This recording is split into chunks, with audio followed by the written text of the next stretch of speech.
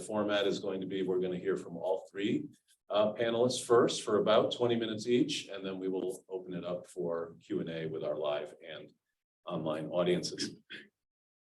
So today we have three experts in this space that is reflected in the title of our event today, Climate Justice for Latin American Indigenous Peoples.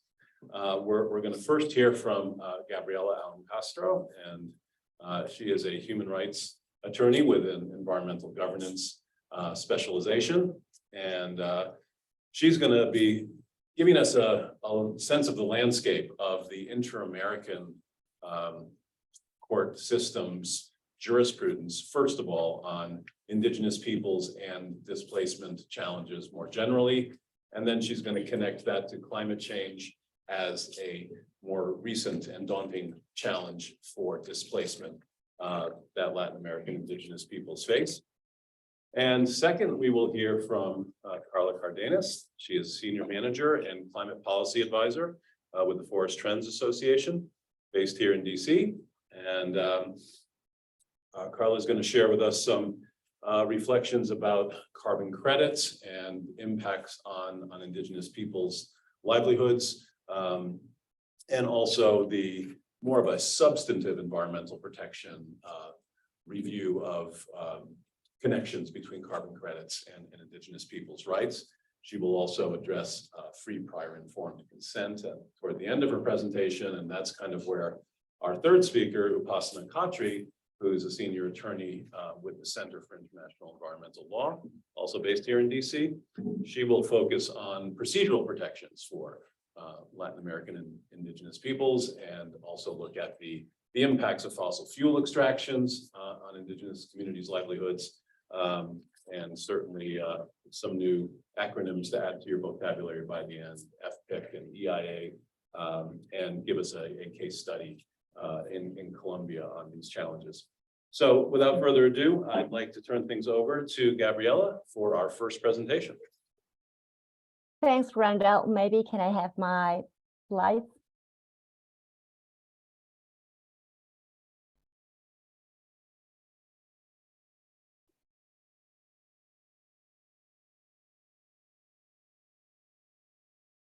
Okay, good morning to all the students and my colleagues who are invited to this panel too. I would like to take this opportunity to thank Professor Abate for the invitation and for allowing me to speak to you today, despite the fact that I couldn't be with you in person. I had some problems with my connection this morning, so I think that I will turn off the camera during the presentation, but I will turn it out for answer the question. So next slide, please.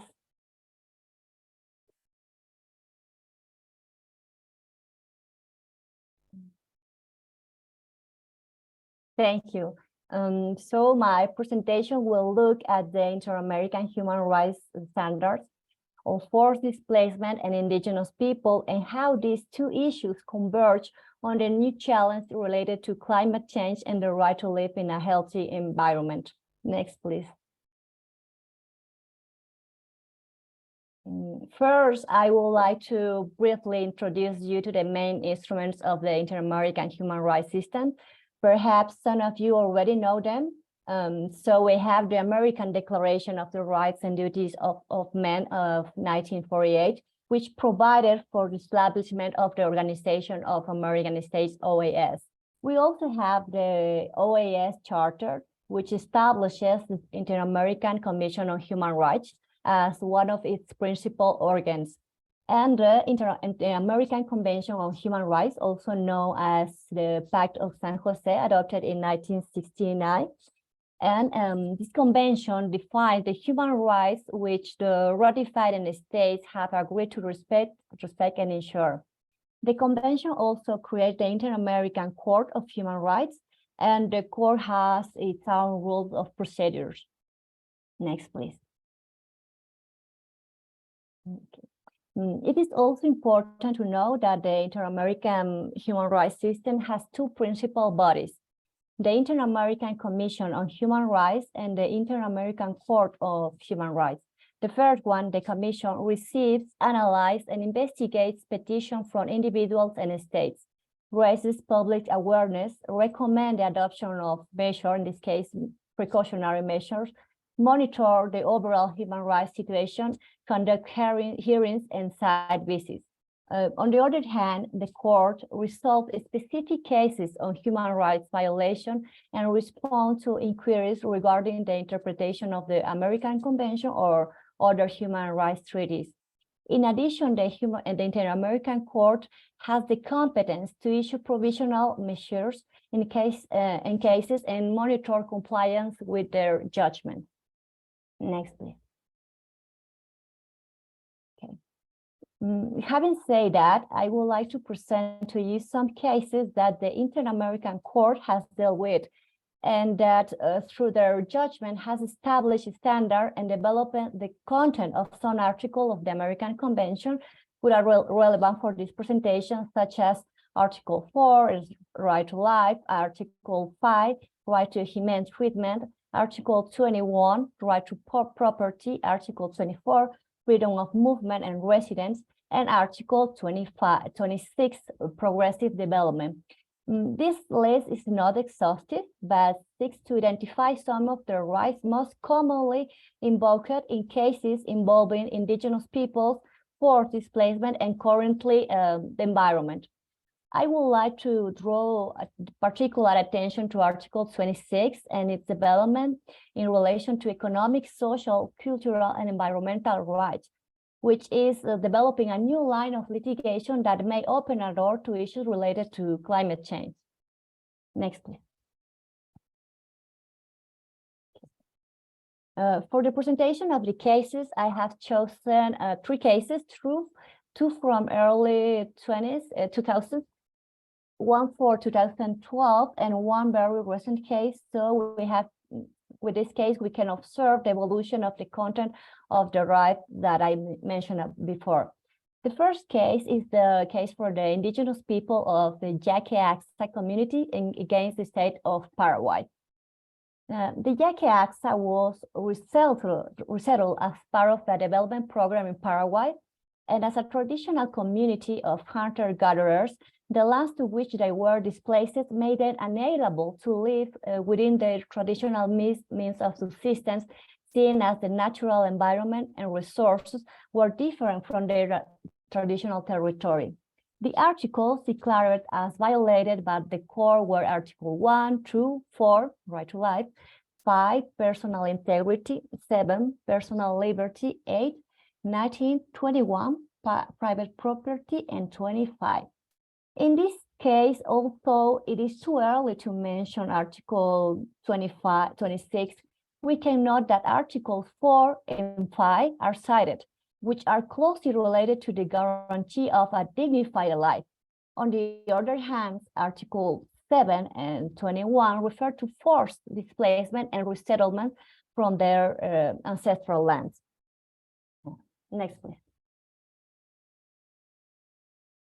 The next case is also against Paraguay, brought to court by the Sahuayamaxa indigenous peoples. This indigenous community claimed for ancestral territorial rights. The lands they claim were at the time owned by corporation. Here, it is important to note that during the time the claim was pending, the Sahuayamaxa were forced to live by a national road under extreme poverty and deprived of their traditional means of subsistence, as well as basic necessities such as access to clean water and others. The Inter-American Court declared Articles 1, 2, 3, recognition of legal personality, 4, right to life, 8, 19, 21, private property, and 25 violated. Again, as you can see, Article 26 is not mentioned in this case, but we can see the same line of jurisprudence on Article 4. And we also see the application of Article 21, that is private property, in relation to the forced resettlement and the loss of livelihoods. Next, please. Okay. The following case is a very important case from a few years later, 2012. It's a case from the members of the Sarayaku indigenous communities against Ecuador. The case involves the Sarayaku community's lawsuit against the Ecuadorian state for the granting an oil concession and then allowing seismic surveys to be conducted in the area without free, prior, and informed consultation. The company's activities impacted water sources necessary for community consumption. They cut down trees and plant of great ecological, cultural, and nutritional value in Sarayaku. And in this case, the Inter-American Court declared Article 1, Article 4, life, Article 5, personal integrity, Article 7, personal liberty, 8, 13, 21, private property, 22, movement and resident, this is very important, Article 23, 25, and Article 26, that is progressive development, violated. In relation to the subject of my presentation, it is important to emphasize that in this case, the court has declared, in addition to the article we have seen before, that Article 22 related to freedom of movement and forced displacement has been violated, as well as Article 26 on economic, social, and cultural rights, which will later also include the environmental issues, because at this point we cannot say that Article 26 is talking about environmental issues yet. But with the next slide, we will see how the court applied for the first time the Article 26. Next, please. Okay. Thank you. The last case is the Laca against Argentina. In this case, indigenous communities sue Argentina for violating their right to communal property by denying them legal protection of their territory and allowing Creole settlers to reside on their land. They also claim for the protection for the rights to a healthy environment, adequate food, participation in cultural life, and judicial protection. The Inter-American Court declared Article 1, 2, 8, 20, 21, property, 23, 25, and 26, progressive development, violated.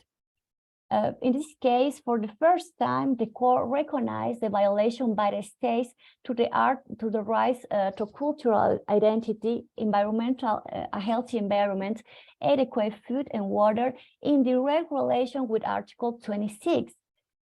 Through this decision, the court recognized that the right to a healthy environment is an autonomous right protected by Article 26. Consequently, there is an obligation to respect and ensure this right. Next, please. Thank you. Once we have a review of these cases, I would like to share with you a quote from the United Nations Department of Economic and Social Affairs to bring to the table some discussion topics. They say, indigenous peoples may be more vulnerable to irregular migration such as trafficking and smuggling due to sudden displacement by the climatic event. Next, please. Thank you. So I would like to invite you to think about the specific characteristics that cases related to indigenous people may have in the face of climate change. Here I have brought some idea. For example, the causes of the forced displacement could be related to climate change. Before, with the case that I just showed you, they were related to environmental issues, but now I want to make this link with the climate change. Or also, it is unclear how isolated indigenous peoples are affected, since we have little information about their living conditions. To search for more information about jurisprudence on isolated indigenous people, you can see the case Tagaeri against Ecuador, for which we are waiting the decision of the court. Also, we have to think about the particular vulnerabilities of indigenous people, example, in face of trafficking or smuggling. I will also like to share with you that the number of climate litigation cases in the world has more than doubled since 2015. In fact, the total number of the cases was over 2,000 in May 2022. Next, please. Okay. Finally, I would like to make a few comments on what we have seen in the presentation and also on the future prospect of climate change litigation and forced displacement of indigenous people. For instance, the Inter-American Court Advisory Opinion for 2017 on the environment and human rights give us a hint on the standard that could be applied, particularly with regard to Article 4 and 5, right, and human treatment, which will continue to play an important role, but also with regard to the development of Article 26 and how perhaps in the future it may mention not only environmental issues as we saw, but also the effects of climate change. We must remember that these are complex issues constantly evolving and about which we continue to learn. This year we have two major milestones. The first is the Chile and Colombia recently request an advisory opinion from the Inter-American Court to receive guidelines for responding to the climate emergency. And also United Nations member states requests advice for the International Court of Justice in supporting Vanuatu against climate change threats. All these milestones fit the discussion, and I think that surely we will be attentive to the criteria of this court on this regard. And next, to finish, and this is all. And I will be happy to answer to your questions.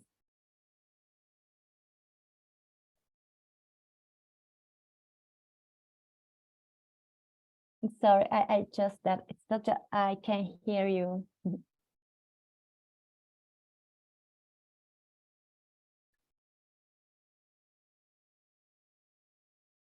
I will turn on my camera maybe, but I can hear you.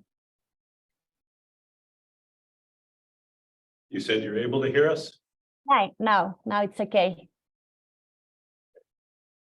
Thank you so much, Gabriela, for that very informative presentation. I think it's helpful to note that that your presentation really sets the stage nicely for us in the sense that literally in the past decade, this issue of displacement and the forces that are causing displacement for Indigenous peoples has really transformed into having much more of a climate change focus. And so Gabriela's presentation did a very nice job of talking about where we were about a decade ago and where we are in the present. And it makes me reflect on teaching the course that I'm teaching right now, Human Rights and Environmental Protection.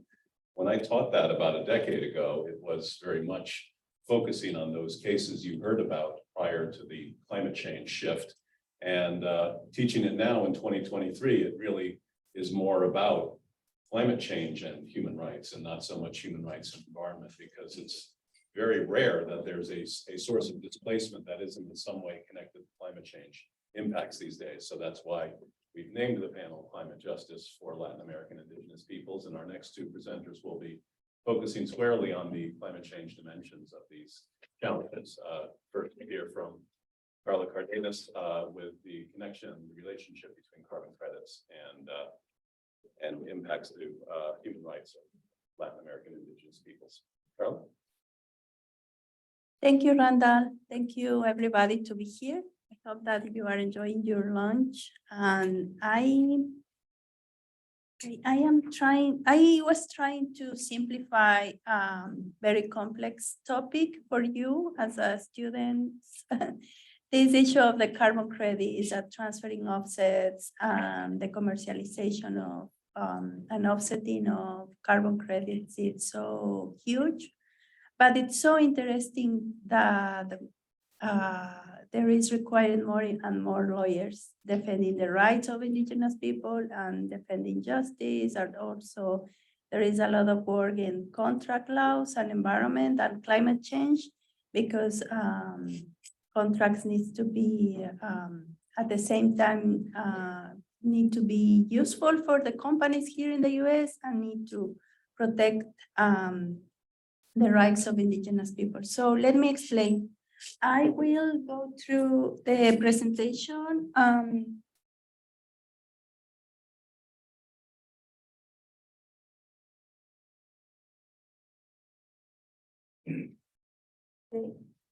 I will start explaining why we have several concerns with the correct application of the United Nations Declaration of the Rights of Indigenous People. Yes. Is it possible for you to hold the microphone?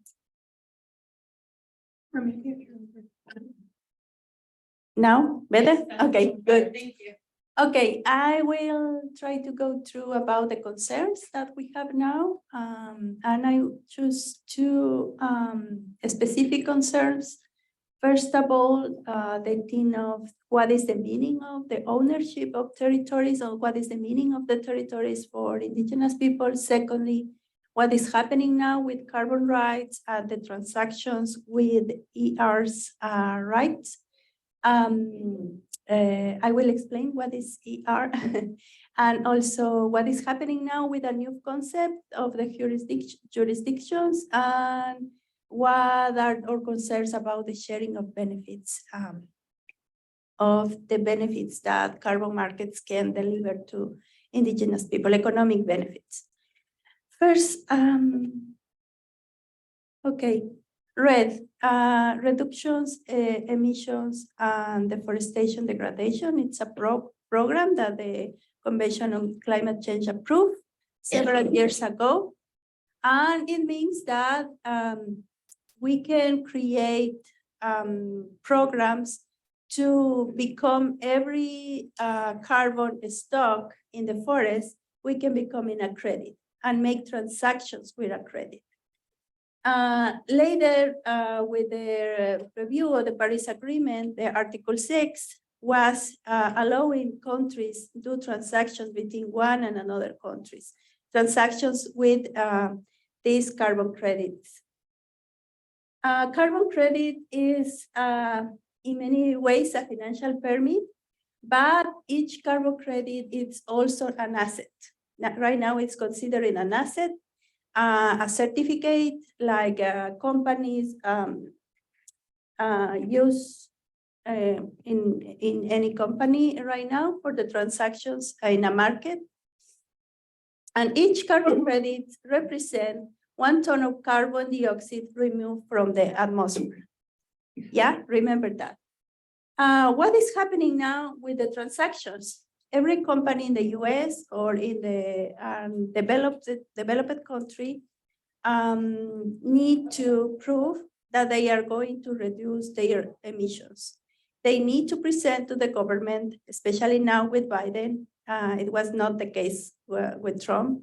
Especially now, for example, in the US, every company needs to demonstrate that they are going to achieve 0 emissions in 2030 and in some cases 2050. So how they can demonstrate that they are reducing emissions? First of all, changing their way that they are working the business usual, change the energy that they are using, improve the technology, but there are another way to prove that they are reducing emissions is compensating with the carbon stocks that are stocking in the forest in the south, especially in the south.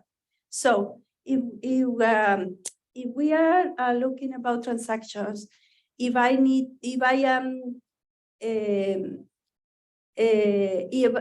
my company has, for example, 100 tons this year, and the next year I cannot be able to reduce, I can buy carbon credits from a forest that is in Brazil, that is in Ecuador, I will explain it, that is in Costa Rica, and I can say to the government and also to my board, hey, I am compensating now. I was not able to change my technology this year, but I am buying credits. That's the way how it is working in a simplified way. Okay, and why Indigenous people are so important in this scenario? Because Indigenous people are the owners of the 50% of the lands in the world, especially in tropical forests. And because these tropical forests have a very powerful, huge amount of carbon stocking in their forests. So every company or government that need to compensate need to protect these stocks that are already in this forest. You can understand better what is a carbon stock if I can explain you that, for example, we have furniture in this room, and imagine that the stock of these tables of this wood is carbon. And you can imagine that in every forest, tropical forest especially, you can have very good stock placed in the forest. And the problem with climate change is when you cut the forest and you change the land use and eliminate the forest, you will expel to the atmosphere the carbon that was here. That's why it's very important in the context of climate change, conserve this carbon. So in the South Asia, Africa, and South America, indigenous people have been protected for years, their forests. Why we know that? Because it's possible to see now in the maps, for example, that the territories of indigenous people are green, protected, but the territories that are around they are not forests anymore. So we know that indigenous people have been protected the forest. Second, there are deforestation rate in the territories of indigenous people that sometimes is 0, and some other times is 6%, and outside this indigenous territory is 60 and 70%. So they are doing a very big labor for the whole humanity. They are protecting the carbon in this forest. We are talking that maybe the 24% of the total carbon in the tropical forest is maintained by indigenous people, and scientists are talking that maybe the 80% of biodiversity, animals, plants, are being conserved by indigenous people. So with this kind of transactions of red, blues, and Article 6 of climate change, it's possible to channel financing to these territories of indigenous people, and at the same time compensate the emissions that companies are emitting in the countries like US, like China, like Germany, etc. Where is the problem? I invite you to see United Nations Declaration of the Rights of Indigenous People. I just choose this rights, just an example. And please, if you have time later, try to read the complete text of the declaration, because every article is explaining in a better way than in the presentation what is the meaning of every right. So we have several concerns about the right to own lands, because I am going to explain what is happening now with the lands that indigenous people are conserving, the risks that they have now to lose their lands, and the divisions that there are between environmental services and territories and the property. It's also in risk full enjoyment of collective or individuals like a community. They have the right to free, equal, and non-discrimination. I will explain the relationship. Self-determination, I will explain why with the transactions it could be on the risk. And also there is a very good explanation in the declaration about the relationship with indigenous people and the territories. For the West world, we know that the property is a real right that we can acquire the property every time that we have the money, right? But what's the difference between the property and indigenous people? First of all, they have connection, religious connection with the territories. It's not only a property. They think, for example, in the South, that the nature is the Pachamama. Have you heard the terminology Pachamama? Yeah, it's the Mother Earth. And they feel that every affectation that the nature can have is like our mother will be losing an arm, or will be losing an egg, or will be dying. Another thing is that they use water, plants for the rituals. It's not only the property, it's the resources that they have.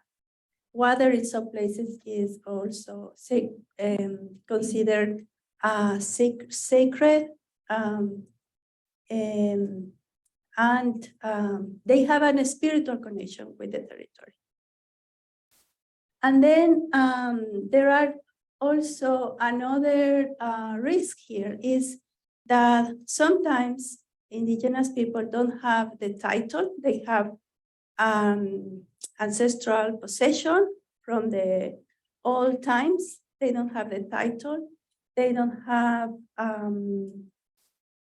sometimes they don't have demarcation, for example. It's not clear from where to where the territory is going. So in countries where it's not clear the right to the property of these indigenous people, it's so risky to start to doing transactions with carbon. Why? Because it's simple.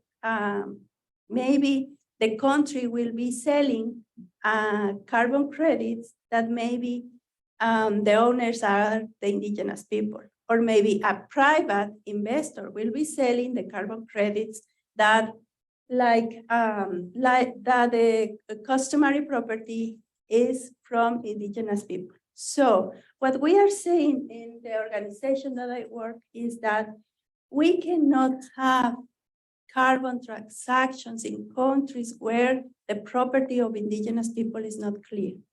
We cannot have transactions of carbon credits where they don't have titles, where they don't have demarcation. It's very important to first secure the titles and the demarcation of these territories, and later, yes, proceed with this kind of transactions. Second, in the US, if you are the owner of your property or your land, you are the owner of the oil. You are the owner of the environmental services. But what is happening now in so many countries in the South is that we are separating. I make this draft here. It's a separation between the land, you can see the line here, and the right to use the natural resources like the oil, and the right to use the environmental services. Now, so many laws, acts, bylaws are declaring in the states that even though the indigenous people has the right to own the land, they don't have the right to sell carbon credits, obtain benefits of carbon credits, and also oil. I think the issue of oil mining is more common. Sorry, I have my allergies in spring and I need to take a little bit water.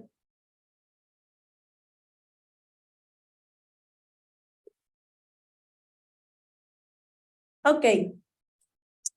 When we can prove that we have emission reductions, ERs, we can become every ton in an asset, an intangible asset created by law, created by especially international conventions. Okay. And the question that we have now is, who is the owner of carbon credits? Normally, we will say the owner is who is owning the land. But no, we are looking now that national legislation is only allowing governments to do these transactions. So there is risk with the right to own the property, the right to use the property of indigenous people, and the right to obtain economic benefits. What is happening now with a new concept of jurisdictions? There is some companies, especially in the US, that are promoting programs to reduce deforestation with the states. Like Costa Rica and Ecuador, for example, have a whole jurisdiction in the whole country. But there are another jurisdictions, like an state in, for example, in Brazil, in Acre. Or in Mexico, let's say in Jalisco. But we, inside every jurisdiction, we have these circles that represent indigenous territories. So these transactions with these programs that promote jurisdictions are doing only with governments, not directly with indigenous people. Now there is a possibility to have a specific projects. The name is nested projects, like a nest with several eggs, and every territory can negotiate, but it is only in the law now. This is not a practical case now that we can see that indigenous people can negotiate directly. For now, it's only the government that is negotiating these transactions. So for us, this kind of agreements between governments and companies put in risk the right of self-determination, autonomy, and self-government. Why? Because they are not deciding what is happening with their forests, and they are not obtaining fair benefits of these kind of transactions. Normally, we are saying that the agreements between the government and these groups of companies provide the benefits, economic benefits to the government, and for indigenous people, they are being paid maybe the 5%, maybe the 10%. We know the case in Acre, where indigenous people are saying, hey, why in my jurisdiction, I am only receiving the 10% of the whole transaction if I am who is protecting the forest. The whole discussion is it's about now sharing benefits, know about the property because it's so unclear and the governments are trying to obtain the property. So indigenous people are requesting to specific plans and contracts that can be clear about the sharing of benefits, that can be transparent, can be fair, etc.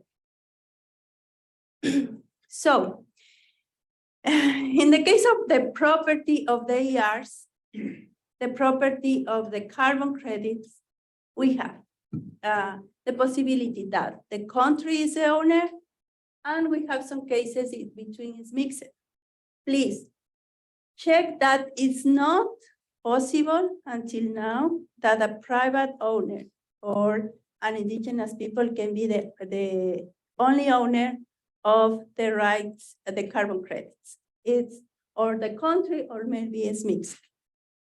When the country is the owner, the country is who administrates the title and selling the title, and the country will decide to whom and how much the benefit will be shared.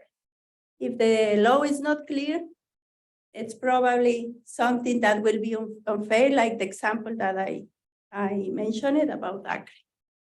If there is a mixed between a the private owner and the state. The title is need to be linked with the forest owner, need to be some kind of permit from the state to the private owner or to the indigenous people. And the benefit sharing is going more likely to the people who is in the ground, indigenous people. And we have we are seeing a lot of problems with the free, prior, and informed consent that I know that you know. For us, it's obvious that every territory needs to be consulted and the consultation needs to be free, prior, and informed. But this is not happening. What we can see now is that the transactions are being done directly with the government. And second, that we have what we call the carbon cowboys that are going to the indigenous territories and say, hey, can you sign this letter? I will give you money, da, da, da, da, da. And sometimes they are saying a complete process of EPIC, free, prior, and informed consent need to consider the governance in the indigenous territory, which means that the consultation need to be doing to the whole assembly, the whole community. And of course, that everybody need to be free of coercion, intimidation, of manipulation. Sometimes we are saying that, for example, the contracts are not translated in the original language, native language. So it could be a way of manipulation. About prior, we don't know if everything is explained before the signature of the contract or before the agreement, and informed that it's a carbon market. It's something very difficult to understand, very difficult. So we are not sure that indigenous people is being informed. And this is all. I hope that it can be interesting. And I really, really hope that you can pursue a career in these kind of issues. It's, there is a huge necessity of lawyers that can work with indigenous people and also with good companies that are trying to do the things very well, because there are companies that are trying to be sure that indigenous people are being consulted, that they are following several principles and criteria to be sure that the things are doing well. And we will need lawyers to guarantee that the business are being doing correctly. Thank you.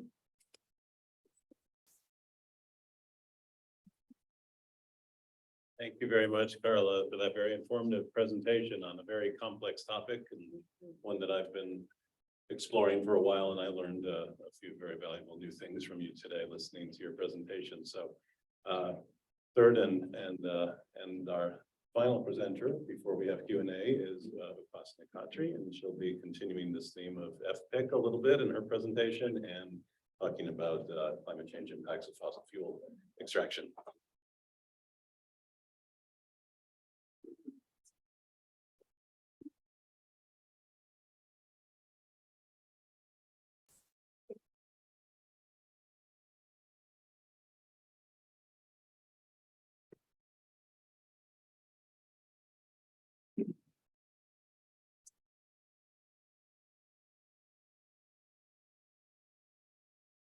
Okay, let me just. Great. Hi, everyone. My name is Upasana Khatri, and I'm a senior attorney at the Center for International Environmental Law, or CL. I work in the climate and energy program, primarily supporting research, litigation, and advocacy to fight the expansion of oil and gas projects and other types of fossil fuel extraction. I also work a lot in CL's burgeoning portfolio against offshore oil and gas exploration and drilling. But a lot of my, oops, something happened here. A lot of my background is actually based in the Amazon region, where I previously worked with Human Rights International. And so a lot of the examples I'll draw on are from the Amazon region. And I want to highlight that, there's a lot of variability, there's a lot of diversity in Indigenous peoples and culture. And so my examples draw a lot from Latin America and the Amazon region, but I don't want to ignore the fact that there are diverse experiences among other communities and groups. I'll just first slide.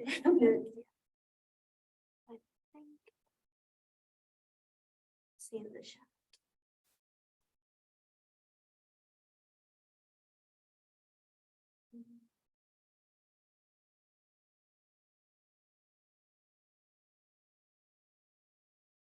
Let's see if someone gives some.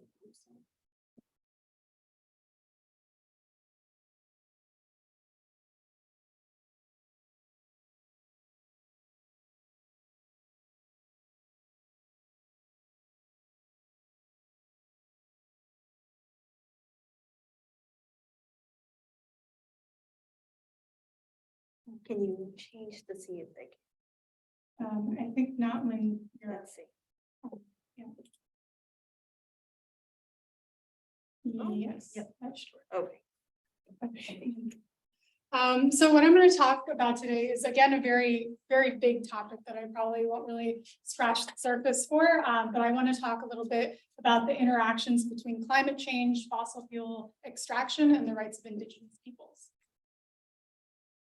So just a roadmap of this discussion. First, I'll discuss some of the local and climate impacts of fossil fuel extraction on the rights of Indigenous communities. Next, I'll talk about Indigenous knowledge and Indigenous participation and its implications for climate action. Next, I actually feel quite lucky to have followed Carla and Gabriela because they set a lot of the context for some of these terms, but I'll briefly talk about the right to free, prior, and informed consent, as well as processes around environmental impact assessments, and specifically what they should look like in the context of fossil fuel extraction projects affecting Indigenous communities. And lastly, I'll provide a brief case study from Colombia, specifically an ongoing litigation brought by Indigenous communities in the La Guajira region against planned expansion for a coal mining operation. And hopefully this case study will allow you to see how some of these concepts are put into practice. I think we can start off by saying that it's pretty uncontroversial to say that fossil fuel extraction has unleashed legacies of harm on Indigenous communities and lands historically, but also continues to the present day. Currently, about 32% of global land is owned or governed by Indigenous peoples and local communities, either through customary means or by legal recognition. Let's see if this works. But a lot of this land is actually currently under threat from fossil fuel expansion. For example, in the Amazon basin, state concessions for mining and oil exploitation cover nearly 1/4 of all recognized Indigenous lands. And of course, this doesn't include a land that is customarily held, but hasn't received formal title, as Carla had alluded to. In the Ecuadorian Amazon, specifically, 1/2 of Indigenous land is currently overlapping with oil concessions. And we need to, we need not look further than the Amazon basin, places like the Niger Delta, other geographies that have been victimized by fossil fuel extraction for years, if not decades, to see the very real impacts that are happening on the ground. Indigenous peoples are exposed to forced displacement, oil and other chemical contamination, spread of disease, soil erosion, species loss, all because of local extractive activities. And this in turn results in impacts such as food and water insecurity, loss of livelihoods, and loss of cultural heritage. But on top of these local implications, fossil fuel extraction also has a global impact by driving climate change through the massive amounts of greenhouse emissions that are generated both during the operation of these extractive activities and associated deforestation, as well as through the production and eventual consumption of the fossil fuels that are produced. And I don't think I need to tell you all that climate change poses an existential threat to human life and existence on Earth on a global scale. According to the Intergovernmental Panel on Climate Change, which is the UN's leading authority on climate science, current levels of warming are already causing harm and infringing on human rights. And we can see that around the world as we're seeing more frequent and more severe natural disasters. Also, the IPCC has said that warming of 1.5 degrees Celsius or higher is not safe for most countries, communities, and ecosystems.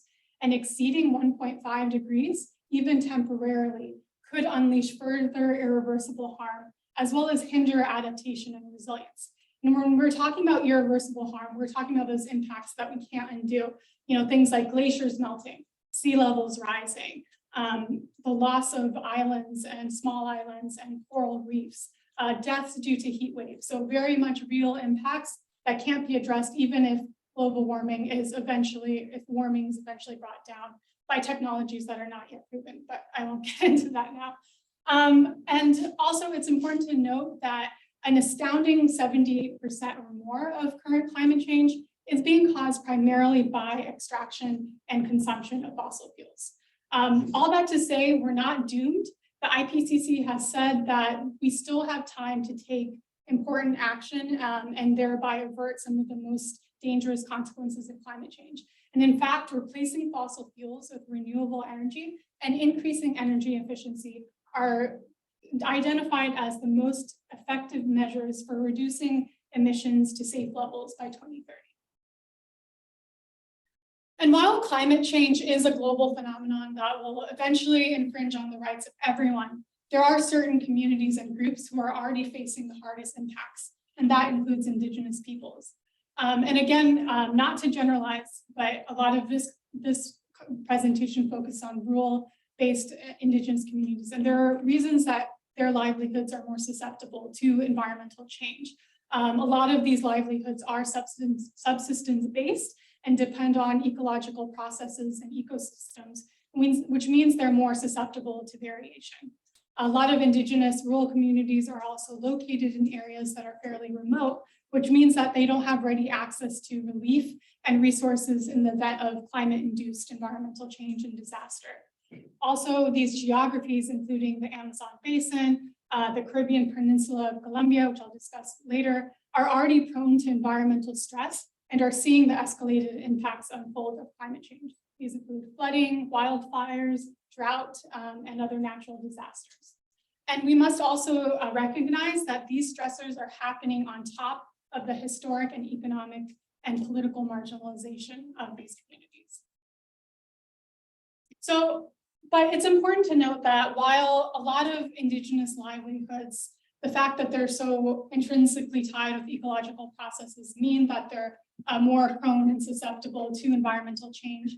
At the same time, on the flip side, this proximity to nature and ecological systems means that many communities have become repositories of centuries accumulated information and knowledge, which, as Carla had explained in her presentation, have shown to be effective for sustainable environmental management. We need to look, as Carla was saying, looking at the maps, Indigenous territories make up just 22% of Earth's surface and yet account for 80% of global biodiversity. Worldwide, 40% of protected and ecologically intact land are under the custodianship of Indigenous peoples. And increasingly, we're seeing this recognition of something Indigenous peoples have known and practiced for centuries being acknowledged at the international level by legal authorities and instruments.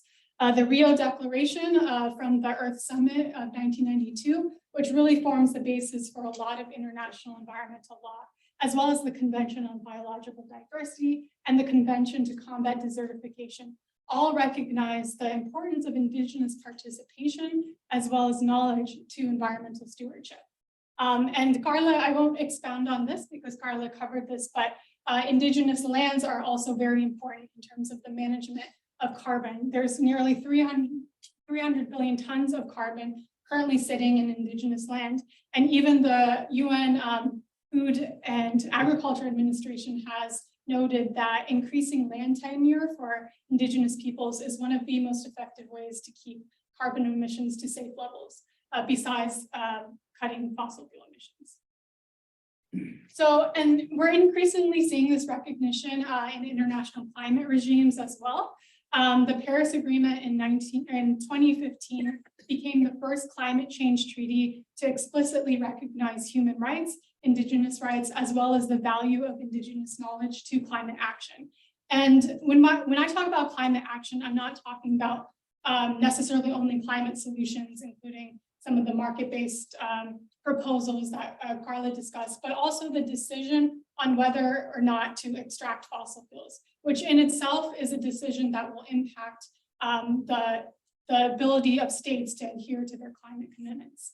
Also, since 2001, more than 60 decisions and reports by the UN Framework Convention on Climate Change have contained explicit references to Indigenous peoples' participation as well as traditional knowledge. And I don't have time to go into those specific references, but you'll see that this compilation that was co-authored by CL, as well as the International Indigenous Peoples Forum on Climate Change, has some of those explicit references in case you're interested. So what does this all mean in the practical level? I mean, it's great that we have this final recognition by UN and other international bodies of the importance of Indigenous knowledge and Indigenous participation. But how does this play out at the project level when fossil fuel extraction is proposed? Well, as Carla mentioned, FPIC is the right of Indigenous peoples to give or withhold their consent to propose projects, including fossil fuel extraction on their territories and affecting their rights. And it's very much rooted in many sources of international law, as well as domestic law and regulations. And environmental impact assessments, they're not necessarily go hand in hand with FPIC, but impact assessments are usually seen as a critical, though not necessarily sufficient means of conveying information on risks. And when I mean EIAs, I'm not talking about just those really, what we'll see in the ground that Carla talked about. We'll see these very hefty technical reports, and that's usually what people think of when they say EIAs. But in this context, I'm referring also to the process of impact assessments, of communicating these impacts in a compatible form with affected communities. So not just the report, but also the consultation and assessment and decision-making process. And there are various sources of law and jurisprudence that define what needs to be contained in an impact assessment in order for the informed aspect of FPIC to be complied. And these include disclosure of all economic, social, and cultural environmental impacts of the project, including potential risks to communities, and also in light of these risks, alternatives to the proposed project. And one thing that the Inter-American System of Human Rights has put forward in its jurisprudence and interpretation is the fact that project developers and states need to consider how proposed fossil fuel extraction and other projects will interact with existing impacts and existing stressors. So again, the cumulative impacts. And I just wanted to say that this right to information and the right to accessible information has been further reinforced by the Escazú Agreement, a regional agreement in the Americas around environmental information, which entered into force in April 2021. So to talk a little bit about what this means in terms of fossil fuel projects, with some of the work that, well, CL doesn't litigate, it doesn't bring the lawsuits that I am going to talk about in a second, but we've supported Indigenous allies as well as partners that work with Indigenous communities in, trying to think of how these concepts need to be tied to international law and legal instruments. And so in the context of fossil fuel extraction projects that affect Indigenous rights, these are some of the main arguments that we and others have pushed and that recognize the heightened exposure of Indigenous peoples to the effects of climate change and why that should inform decision-making around fossil fuel projects. First, we believe that all FPIC and EIA processes around these projects must factor in the downstream greenhouse gas emissions of these projects, which are the inevitable and foreseeable result of using the extracted fossil fuels as intended. And again, this is a very big topic that I can't get into, but there is ample jurisprudence within US, Canadian, Australian, Indian, South African, and other law that really enforces the idea that because the downstream impacts of activities are foreseeable, they need to be in the calculation in deciding whether or not a project could move forward. And these need to be looked at in light of international commitments to climate change. Furthermore, these processes must consider how accelerating climate change will exacerbate localized harm and existing stressors. So again, looking at the cumulative impacts of these projects on the basis of the historical landscape where they're going to take place. Also, these processes must assess how already unfolding climate impacts will affect the viability of the projects. As we're seeing desertification taking place in the context of offshore drilling, we're seeing, natural disasters destroy infrastructure on the coast. We have to think about whether these projects will even be viable, notwithstanding the impacts on Indigenous peoples, but whether the physical environment itself will be able to sustain these projects in the long run. Otherwise, what is the purpose of creating this harm for projects that cannot even carry out their so-called benefits? And finally, we must assess how the compounded impacts of the project will affect local climate resilience and adaptation capacity. So if a project is, creating more water security issues and more food insecurity issues, how is that going to comply with international obligations under the Paris Agreement and elsewhere for states to increase the adaptation capacity of their countries and not exacerbate harm? Hopefully I have enough time to go over this case study, but I wanted to briefly talk about a litigation that my partners at the People, Land, and Resources program at CL have led and that we've been a part of, given the climate element of this case. So basically, this case arises out of the La Guajira region of Colombia. It's a Caribbean peninsula that is also home to the Wayuu indigenous people. And it's also been the site since the 1980s for a major coal mining operation. The coal mine is called El Cerrejón. It's operated by the Swiss company Glencore. And it is, I think it is one of the 10th largest coal mines in the world and also the largest open pit coal mine in Latin America. And so recently there was a proposal by the operators and the government to expand this coal mine so that it diverts a stream called Arroyo Bruno, which is very essential to the livelihoods and water security of particular Wayuu communities within this region. And so a case was brought, led by the Wayuu indigenous communities to challenge this expansion based on their rights to health, to water, to food, and as well as to highlight how this project would exacerbate harm that they've already faced because of these legacies of coal mining operations within their territory. And so what happened is eventually this case reached the Constitutional Court of Colombia, which actually issued a decision ordering the creation of an interinstitutional board comprised of both government and company officials to decide on the viability of this project based on environmental impact assessment. And naturally, what happens in a lot of cases, the Wayuu community, in spite of explicit orders from the Constitutional Court, was not involved at all in the assessment process. There was no communication with the indigenous people, no consultation, no identification of risks. And so this is currently being challenged in front of the Constitutional Court. And so that's what brings us to our involvement. CL was asked by allies in Colombia to use sort of our argumentation based on international law to show why these violations of the court's order also amount to violations of international climate as well as human rights obligations. And so some of the main arguments that we raised in this case, which is still pending before the court, is that the lack of community involvement and input in the assessment of the project constituted not only express violation of the court's order, but also a violation of the participatory rights that recognize the value these communities have in assessing the risk of these projects to their landscapes and livelihoods.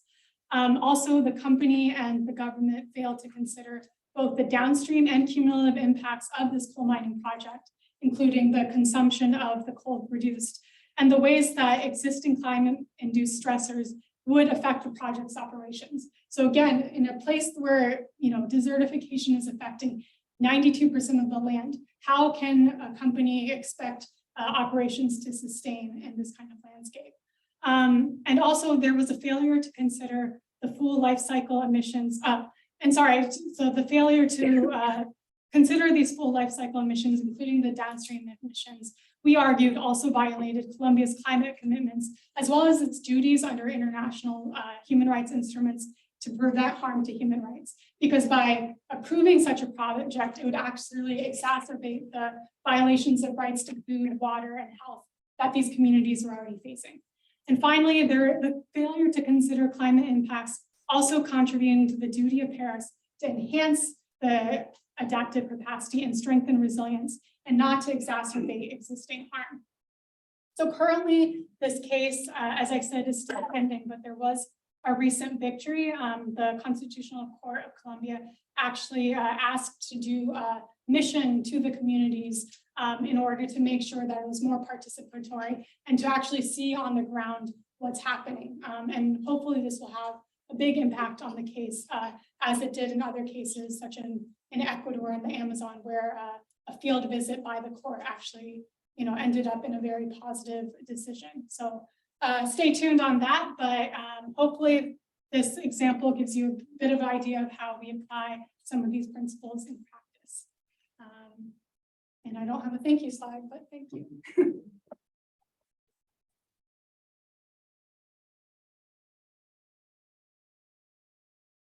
Thank you very much, Upasana. That was very, very interesting material. Great way to round out our discussion today. I want to make sure that we have time for questions. So we'll start from the audience. Anyone wants to raise questions for our panelists?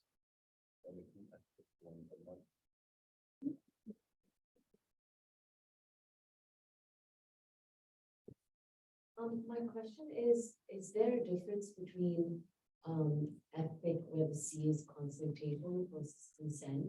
And if so, if you could shed some light on how that is different.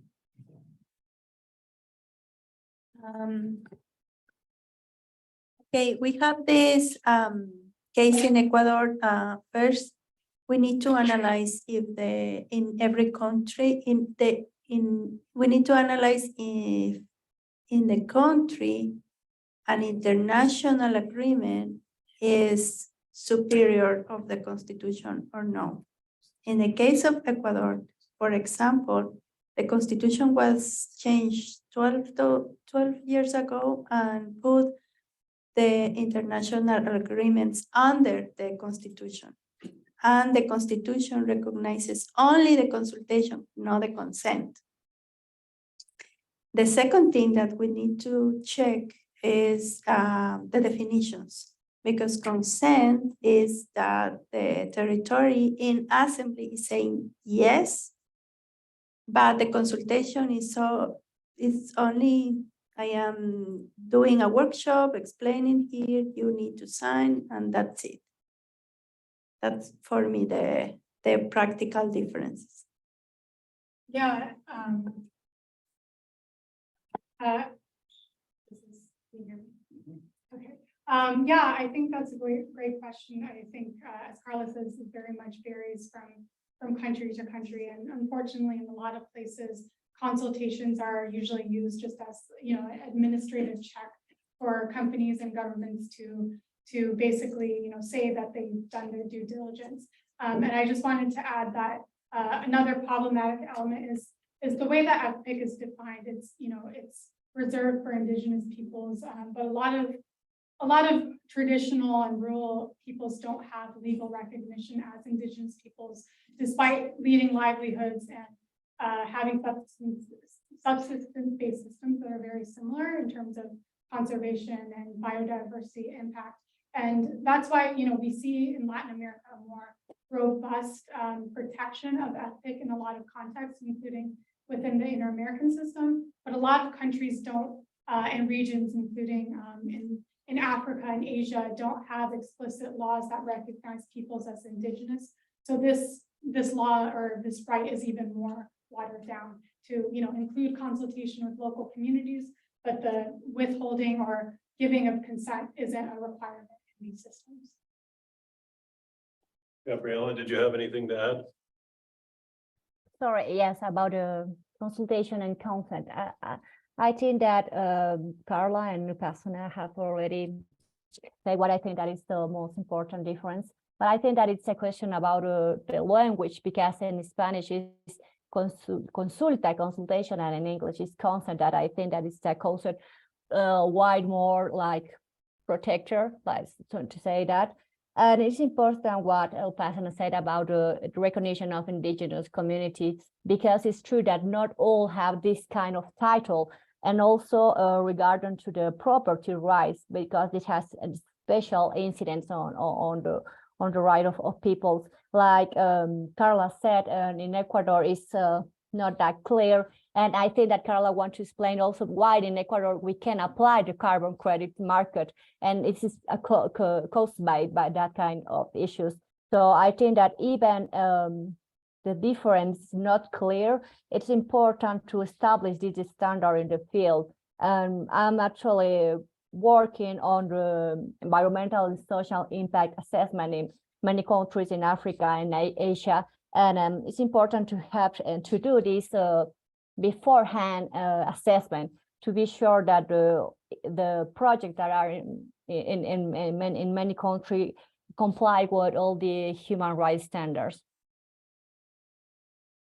Thank you, Gabriela. And I'm going to take a more cynical view on this. I've studied this and taught free, prior, informed consent for a while, and I feel like the concept perhaps needs to be changed to free, prior, and informed consultation. It's because consent does not mean the way it's been interpreted in a lot of these contexts. So basically, when I'm going to give a talk at a conference, I'm handed a consent form that says I'm offering my permission to be videotaped and use my image in their promotions and whatever else. And that's my understanding of what consent means, that if an indigenous community is consulted about whether a project should proceed and they offer an opinion that they're opposed to it, it should be interpreted as a veto power. That would be full recognition of the indigenous community's autonomy and connection to those lands for generations. But essentially, it's been interpreted as a check mark. So it's essentially equivalent to environmental impact assessments, the way it's typically understood, certainly under US laws, that an assessment is conducted, there's going to be harms to the environment, and the project's going to proceed anyway. We just wanted to understand what those impacts were, but there's nothing in our law that says the project cannot proceed if we conclude that there are negative impacts. That's a purely procedural mechanism. But to me, FPIC is more than purely procedural. It ought to be interpreted that way, and it just hasn't been, with very few exceptions, is my understanding in inter-American court jurisprudence. And that's really unfortunate when we talk about fully respecting indigenous rights through a variety of legal mechanisms. Other questions about any of our coverage? Yeah. So I have been looking for a paper that I'm working on. I've been looking into the UN Declaration on the Rights of Campesino or peasants and people working in rural areas, and they do have the term, or they do have, obviously it's non-binding, but they talk about states needing to consult that like broader category of people, which is like people in rural areas. And I guess I'm wondering if you all have heard of any like push to get that implemented into binding court decisions regionally or internationally, or create something that is binding around consultation of rural peoples. I think Gabriela have a case, the Sarayaku case. Oh, Yes, I'm Not not sure if I understood the question. It's about applying informed prior consent for people that is not part of an indigenous group, but from a local or rural community, isn't it? Yes. Yes, but it depends. It depends also of the local regulation, because here in Ecuador, the Constitutional Court decided that the consent has to be applied also for local and rural communities. So it depends on the local regulation first, and after that, for the international instruments,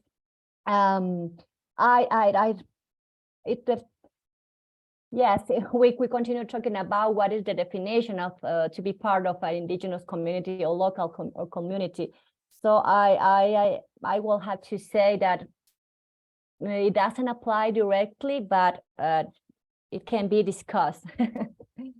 So because the ILO declaration doesn't talk about specific rural communities, but sometimes this community has a specific characteristic that may then part of a community. So I'm not sure about that, but in Ecuador, they apply also for local and rural communities. Yeah, briefly, we have a question online that I want to make sure we get to. Okay. I think there is a lot of pressure in the international community to recognize local communities. For example, Black communities and campesinos don't have the same rights of indigenous people. And they are working to be recognized as local communities. But at least in the area that I am working, the standards that the standards that we are using to carbon projects to push to the companies to do a real consultation and consent, we have very strict determinations in the standards. We have standards with BERRA, with other public standards that say very clearly that companies need to pursue free and prior and informed consent.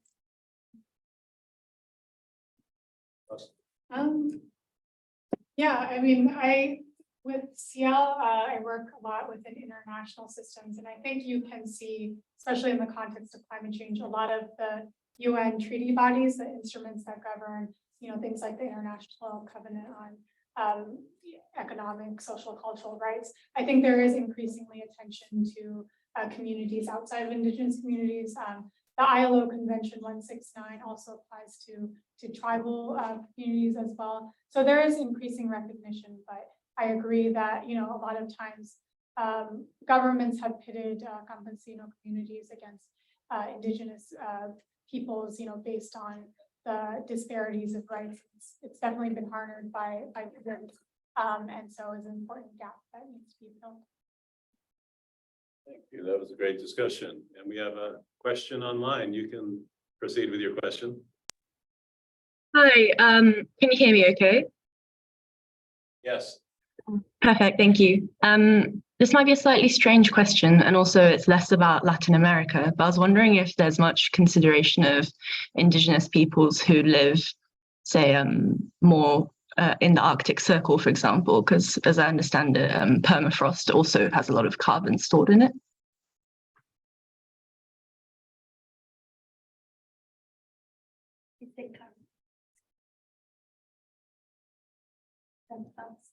Yes, I think that he was talking about carbon stock on the Arctic. Okay, in terms of rights, it's applying the same things, the same rights. The second issue that I will raise here is that it's a tendency to finance or channel finances to countries in the south. I don't know why. If we have carbon also we have carbon in the north, in countries on the south, but it depends of the company when in my area when the company need to compensate and make business with, and it's mostly happening in the south.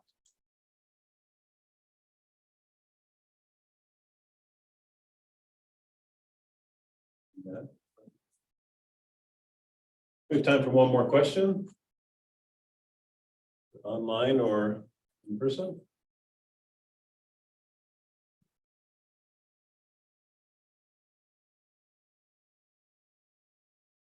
Nothing?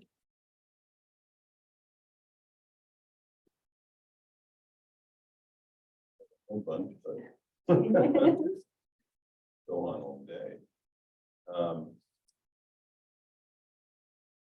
I did want to mention, related to our discussion today, that there's a very good documentary that I encourage you to see. It's called The Territory, and it's referencing Indigenous peoples and the problem of land grabs in the Brazilian Amazon, and it reinforces a lot of the topics that we've heard about today in terms of Indigenous sovereignty in the face of governments and private sector entities that are not fully respecting Indigenous rights, especially in Latin American communities, as we've heard about today. So you've got all kinds of threats that these communities are facing. You certainly have them as frontline communities against the initial impacts of climate change. And then, of course, you've got efforts to address climate change that further marginalize them in some respects, as you heard from Carla, regarding carbon credits, not being able to be recognized as those who own the land and able to capitalize on carbon credits, and being kicked off land in the interest of carbon credits, so governments can manage those areas that are formerly traditional lands. And so there's just a whole lot of threats. There's a lot of law, and some of it's not being enforced as well as it should be. So plenty of room, as you've heard, for lawyers to make a difference in this space. And I encourage you to connect with our 3 distinguished panelists with your questions and follow up if you are interested in internships or careers in this space. Be thrilled if this panel generated a few more great human rights and environmental lawyers like the 3 you've heard from today. Thank you very much for coming out today.